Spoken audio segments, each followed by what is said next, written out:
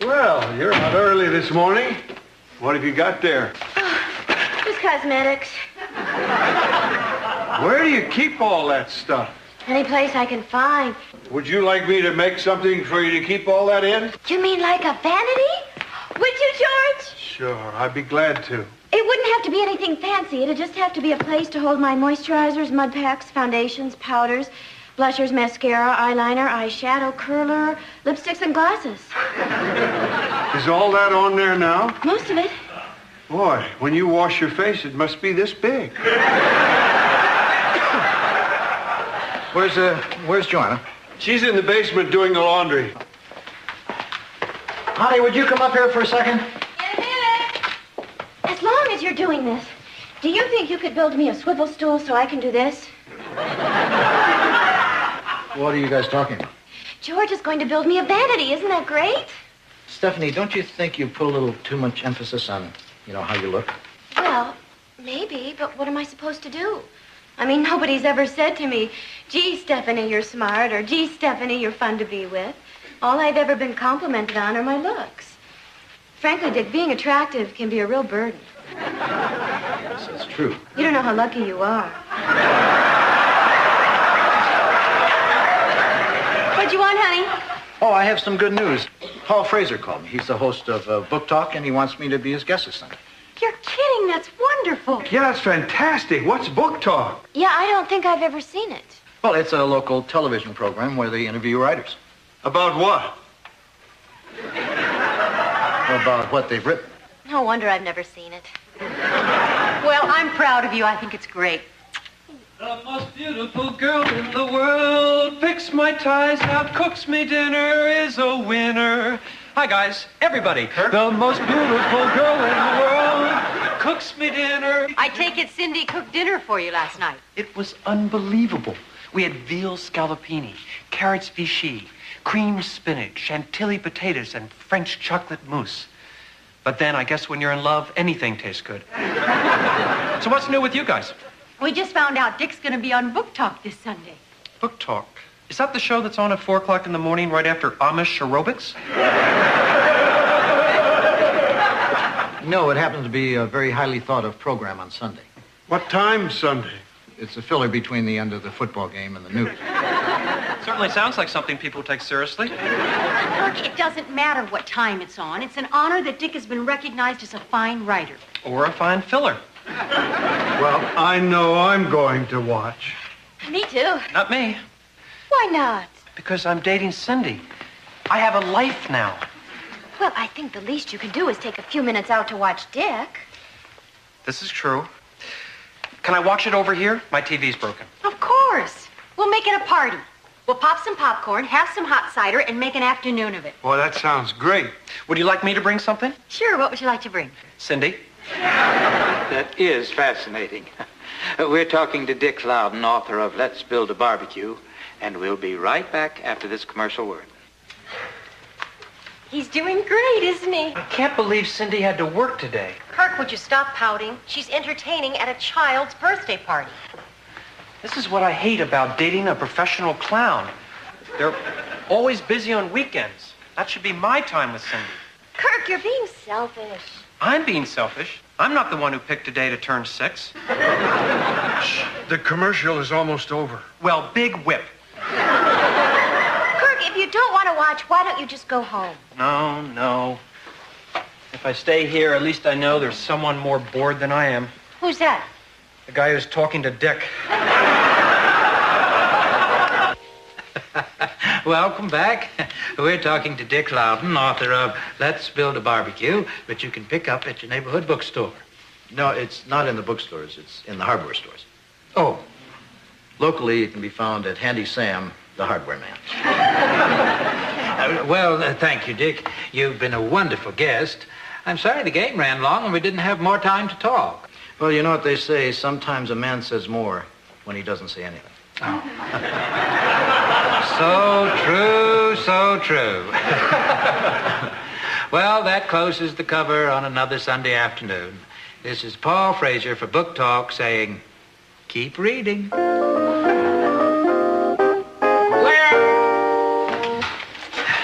Thanks, Dick.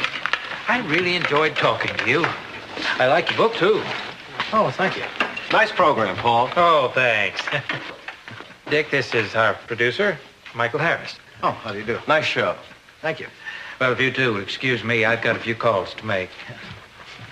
Dick, can you spare a moment? Oh, sure. I like the way you handled yourself out there. You're witty, you're articulate, you think quick on your seat. I was impressed. Thank you. I mean it. You've got poise, charm, and intelligence, and you seem to possess a keen insight into human nature. Well, you're no slouch yourself.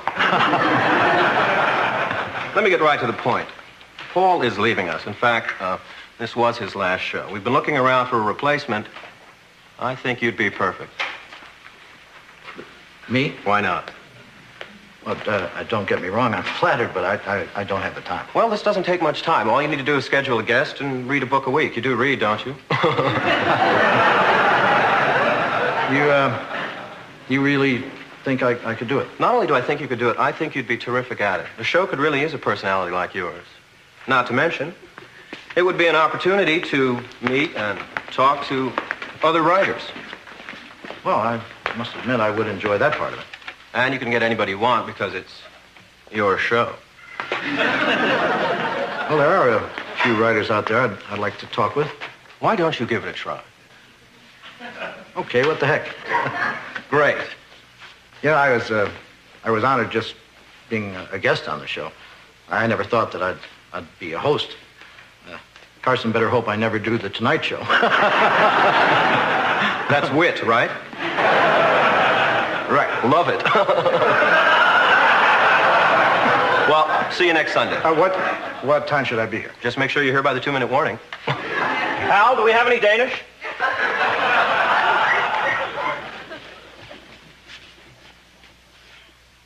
Do you want me to pick up anything on the way? Okay, well, I'll see you in about 20 minutes. Bye-bye. Oh, hi, Dick. Something I can do for you? I just came over to say I was sorry to hear that you're leaving. What? Oh, my God.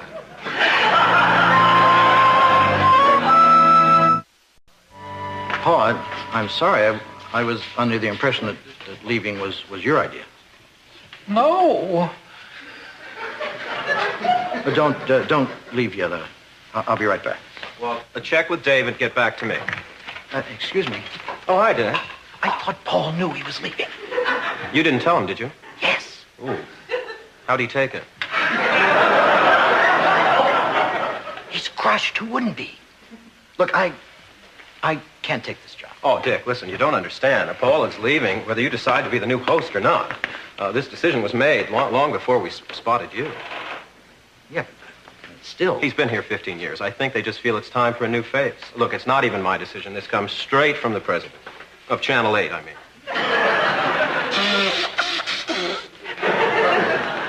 And you're sure there's no way that Paul could get his job back? Dick, they're already out there scraping his name off the parking space. Believe me, you're not squeezing anybody out. You're filling a vacancy.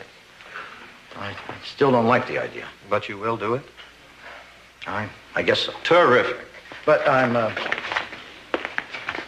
dedicating next week's show to Paul. That's a super idea. See you next week. Elliot, you're a literary agent. You must know some authors. It's not Timbuktu, it's Vermont. Well, I don't care who you get, just get somebody. Nobody wants to do the show. I thought you were going to get Norman Mailer. I was. He turned me down. You talked to Norman Mailer? I talked to his agent's secretary. She turned me down. I mean, honey, the only reason I took this job was to meet and talk with authors. I thought they'd be as excited as I am to be on the show. Well, what are you going to do? I'll just hope Elliot can come up with somebody. If he doesn't, I may wind up interviewing myself. Well, is there anything I can do to help? Can you write a book by Sunday? I have got great news. Guess who's going to sponsor your show? Oh, Lord. You would not believe how cheap it is to advertise on that program. I don't want to hear. Are you sure? It's funny. How are you doing this, Kirk? It's the perfect tie-in. The host of Book Talk is my neighbor and my best friend. You quit calling me your best friend?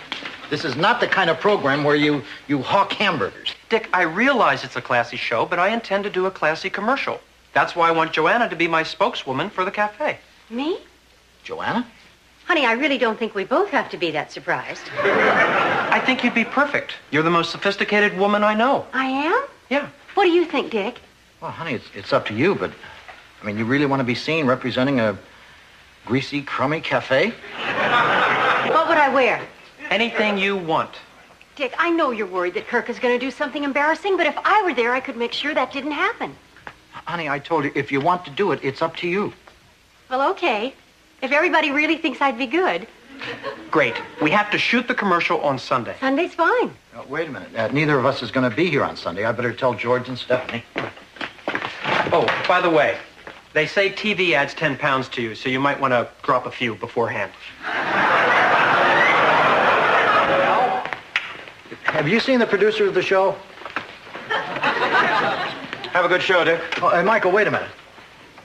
Where have you been? I've been trying to reach you all week. You never returned my calls. Didn't I? Sorry. What's the problem? Well, you never told me how hard it was to get guests. I mean, you said it'd take a couple hours. I've been on the phone all week calling people. Gee, I hope you got somebody. Yeah, I did. I don't know how good he is. I got him at the last minute. Well, what's his book? The Complete History of the Universe. Sounds good. What's the problem? This is it.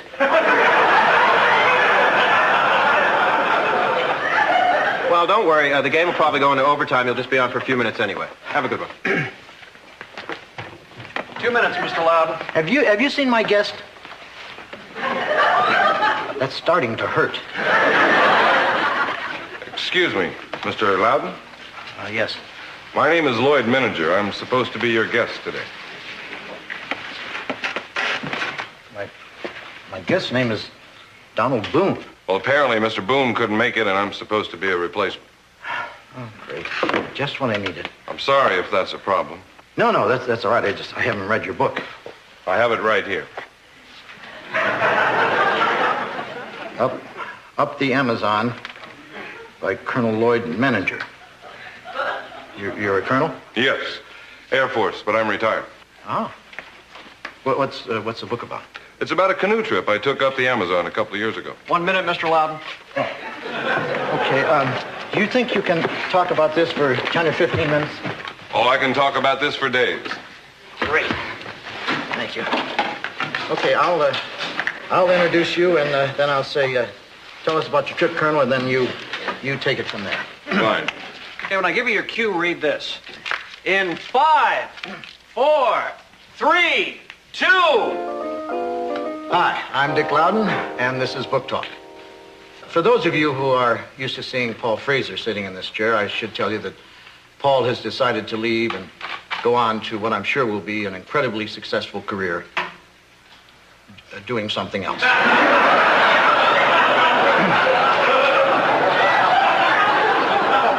Just a personal note. Good luck, Paul. This one's for you. My guest in the studio today is Colonel Lloyd Mininger. He's written a fascinating book called Up the Amazon. Colonel, tell us about your trip. Thank you, Dick. I've always been fascinated by stories about the Amazon. So when I retired from the Air Force, I arranged for some guides and canoes, and after months of planning, set out to travel from the mouth to the source of the Amazon. The whole trip was a medley of pain and pleasure. And why is that, Colonel? Well, there were times the mosquitoes were so thick we couldn't see each other. And sometimes the air was so heavy we felt we were drinking it instead of breathing it. And yet, the sheer spectacle of those deep green rainforests, unspoiled by any man, was worth every inconvenience. Now, did you get to the source of the river? Not quite, Dick. About 5 months into the trip, we decided to explore a tributary hundreds of miles from any civilization.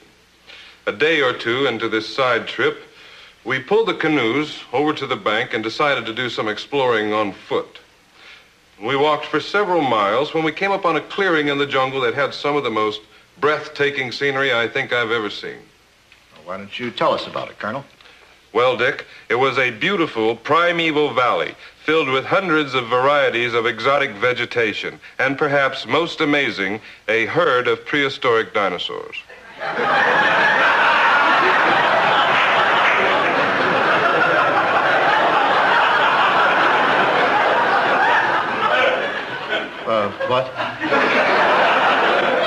That's right, Dick. Some docile brontosauri, flying pterodactyls, and of course the king of these great beasts, the carnivorous Tyrannosaurus rex. Needless to say, we were shocked. Amazed.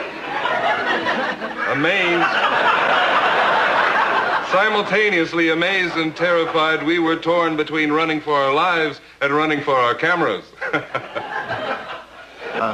Are you trying to tell us that you found dinosaurs in South America? Correct, Dick. Of course, I would not be making these claims without documented proof. I have here an actual, unretouched photo clearly showing the existence of these giant reptiles.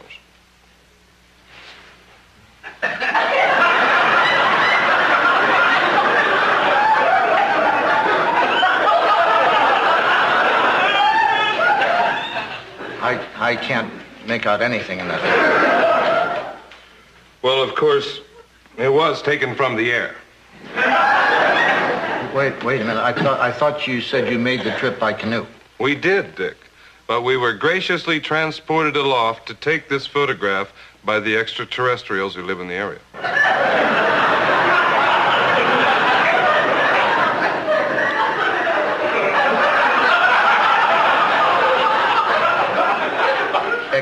Extraterrestrials. That's right. They are actually ball-shaped and communicate through telepathy.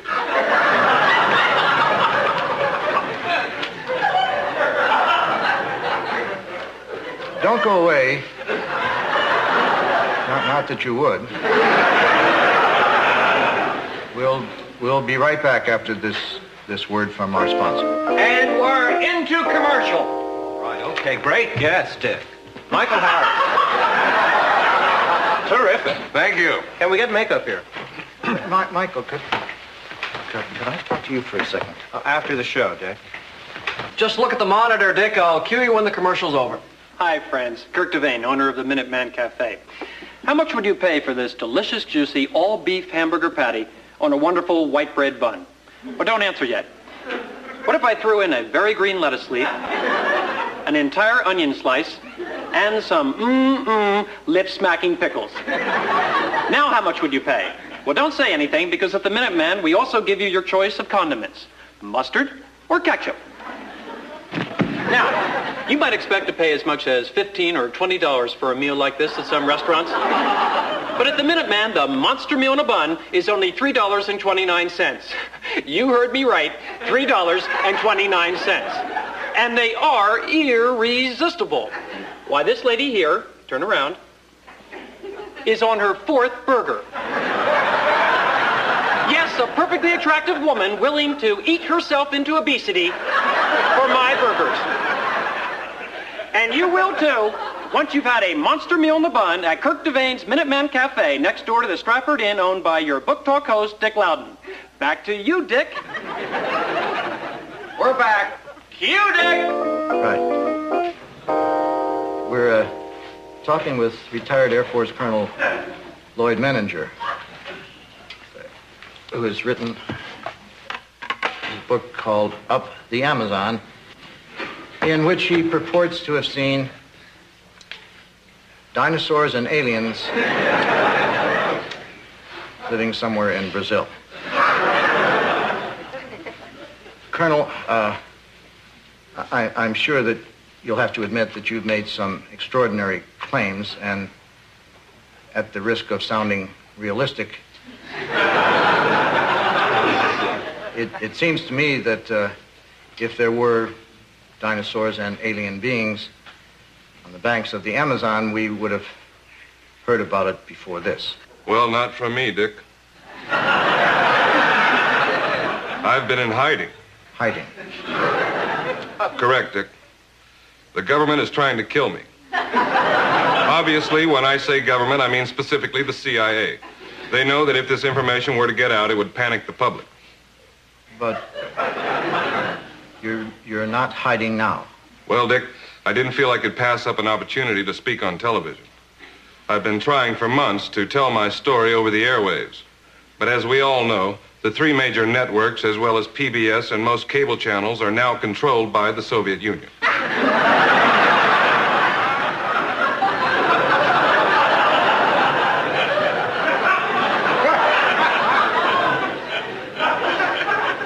Okay, I'm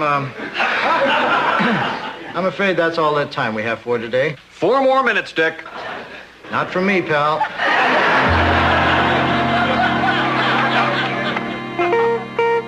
This is Dick Loudon for Book Talk saying goodbye. And please try to forget this.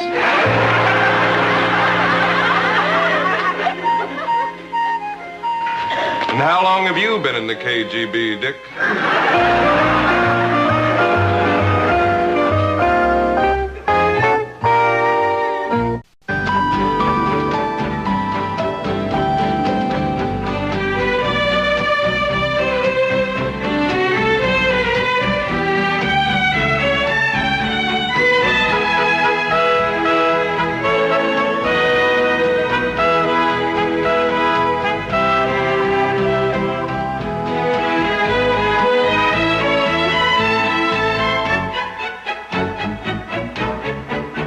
Meow.